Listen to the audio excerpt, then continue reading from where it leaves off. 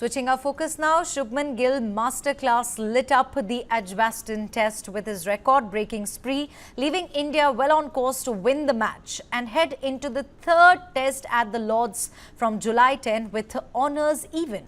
Team India captain Gill followed up his first innings 269 with another mammoth knock of 161 to help India declare their second innings at 427 for 6, giving England an impregnable target of 607 runs. England ended the fourth day at 72 for 3. Gill scored his third successive century in the series, creating many new records. During the course of his 269-run knock in his first innings, Gill became the first Indian and Asian Test captain to score a double century in England. On Saturday, in fact, Gill emerged as the only international cricketer to have scored a T20 international century, an ODI double 100 and 400 runs in a Test match. He also eclipsed Sunil Gavaskar's record of 349 runs, highest individual aggregate for India in a Test.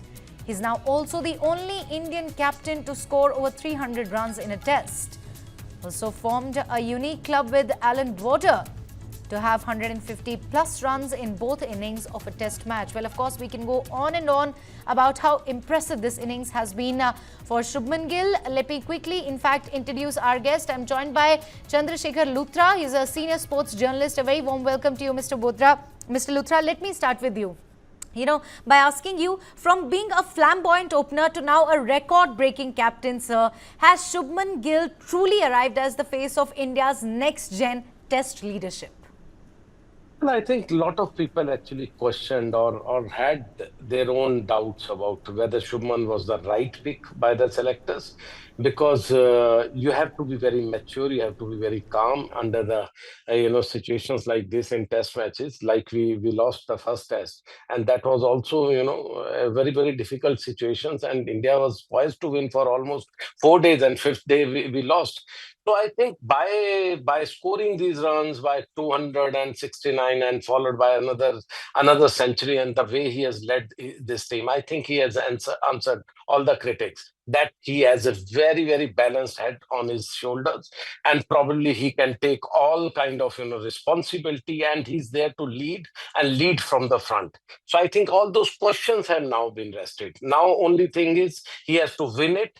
And whatever, England also goes for a chase. They also play the baseball. They also, go for that hurricane kind of, chase. So whether or not you like it or not, but England are going to chase.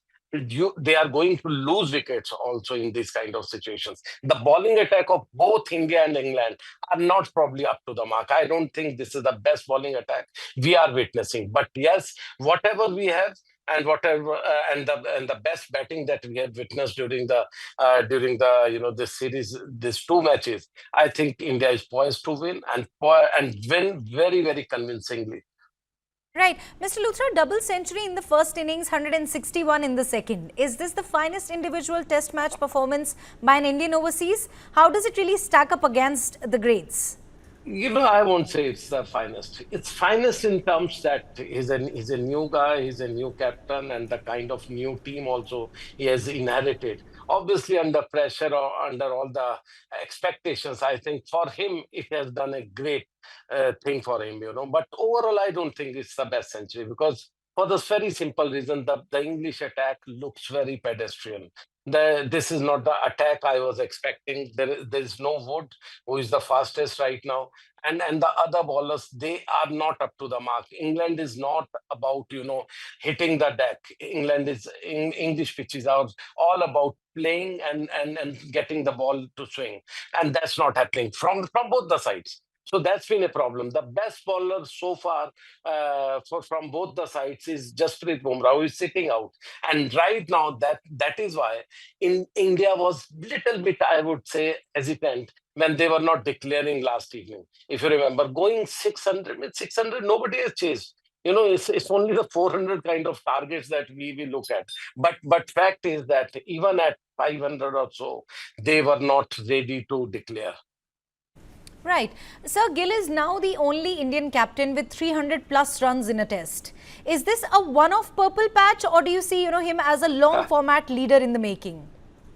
I just hope it's just a start. I don't think if he gets satisfied, sit easily as a captain. Look what happened to Saurav Ganguly after a while. He was such a great captain, such a good batsman. He was a smasher of the ball, everything he was doing right. But towards the end of his career, he was just sitting idle. He was not doing much with his bat. So I think that if that kind of situation comes, then obviously that shows the end of your career as captain. So I think this is just a beginning. We should be seeing much of this kind of these heroics in the future. So very, very quickly, I'd request you to answer this. Should England have prepared better for someone like Gill, who's dominated wide ball formats too? Absolutely. Absolutely. When you are playing against India, obviously, you can expect that whether or not your bowling attack is good or bad, but your batters are going to fight there. India has a great batting strength. And right now, Yashasvi Jaiswal, Shubman Gill, KL Rahul, I'm a bit surprised he's not doing much, but he's rock solid. And I always thought that he had that captain material, but nevertheless, I think Shubman Gill has answered that. And against Indian batters, I think you have to be very, very prepared.